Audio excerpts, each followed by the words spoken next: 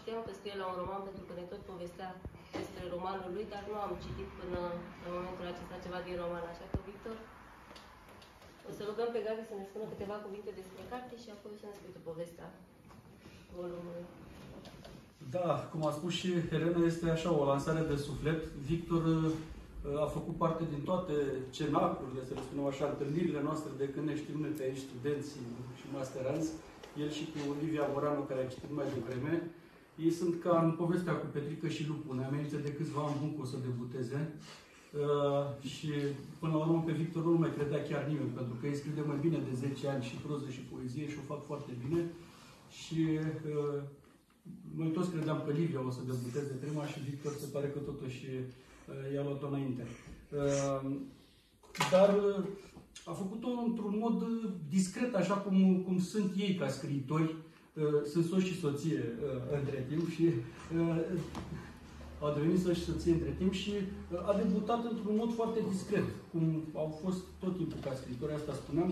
La editura Herman, mărturisesc că nu știam până să spună Victor despre editura Herman, cu o carte care vizual nu este foarte atractivă. N-am apucat să-l cert pentru treaba asta. Ne-am pomenit cu el debutat, să spunem așa. Noi nu l-auzisem nici măcar citind proză pe Victor, pentru că de fiecare dată ne-a citit poezie și la edițiile precedente din festivalul nostru a citit poezie și a fost o surpriză pentru noi toți și a fost o surpriză foarte plăcută, pentru că tot ceea ce părea complicățel în poezia lui pare că s-a limpezit în proza lui. Este o proză foarte limpede și este uimitor de limpede, pentru că vine din partea unui începător teoretic, vine din partea unui debutant. Și cred că, de fapt, curajul cel mai mare pe care ar trebui să-l aibă un debutant este să, într-adevăr, să-și limpezească scrisul. Și Victor a reușit treaba asta, să-și limpezească scrisul și o să vedeți că este o proză extrem, extrem de cursivă. Tot de curaj ține și faptul că el a ales să debuteze cu roman. În general, există această etapă preliminară a prozei scurte. Victor, care, iată, alege să debuteze foarte discret. Noi cunoaștem orgoliul lui și ne-am fi așteptat să debuteze cu roman, dar să o facă mult mai zgomotos. Acum, despre carte. El se prezintă foarte bine pe coperta a patra. Nu o să citesc ce a scris el aici, dar, din nou, și tema este la fel de surprinzătoare pentru mine, pentru că este vorba despre 3 postaze feminine în carte, despre 3 postaze feminine foarte bine surprinse, foarte subtile și foarte, să spun așa, realiste, plauzibile.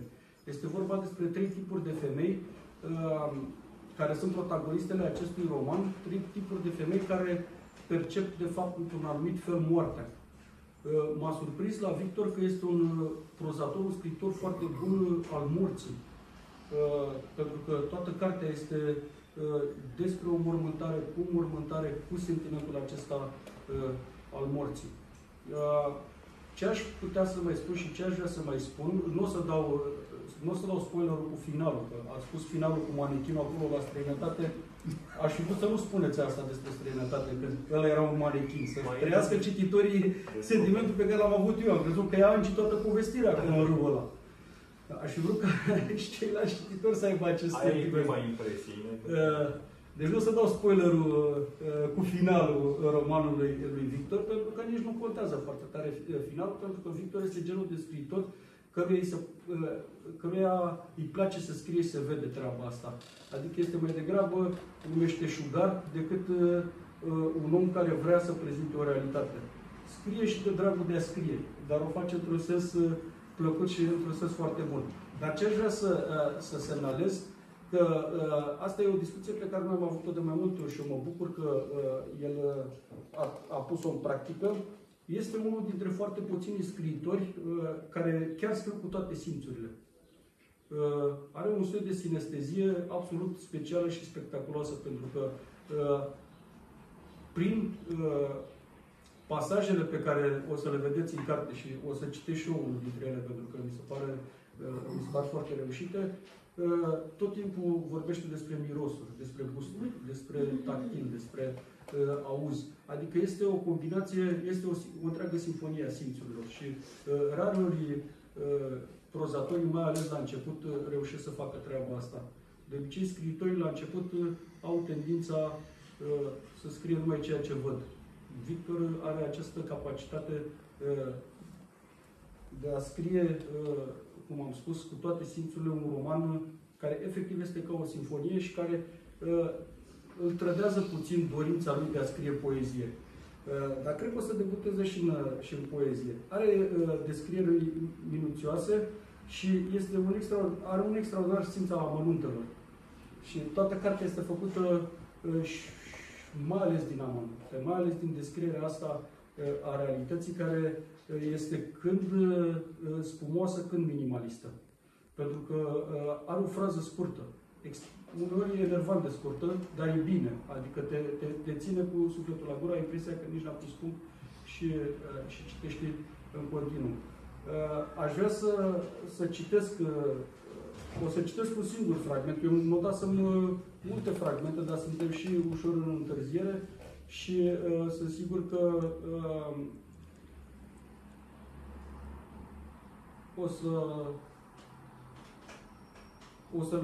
fiecare o să-și descopere propriile fragmente.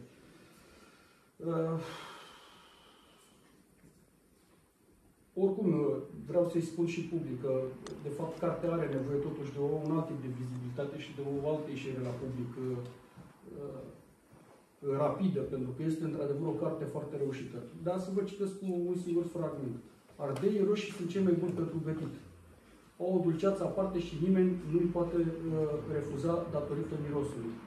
Primăvara neagră se îndepărta. Blocurile mereu aceleași definiseră niște puști. Nu voia să fie o pasăre ținută cu forța într-un loc al mâncărurilor. Pentru moment, ideea unor proteze deveni o opțiune. Sigur că i-ar lua ceva timp să se obișnuiască cu ele, dar nu ar mai vedea în fiecare zi venele groase, încurcate, umflate de la glezne puțin deasupra genunchilor.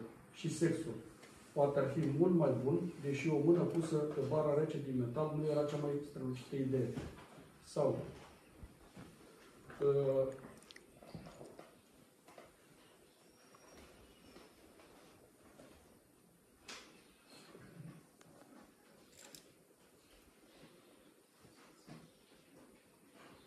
are inclusiv o rețetă. Nu o să o citesc, pentru că e destul de lunghuță. Are inclusiv o rețetă despre cum să fac ardei copți, care efectiv te țin de partea asta foarte concretă a realității, mai ales pentru degustătorii de ardei copți cu usturoi, n-au cum să nu te trezească și să nu te țină în carte.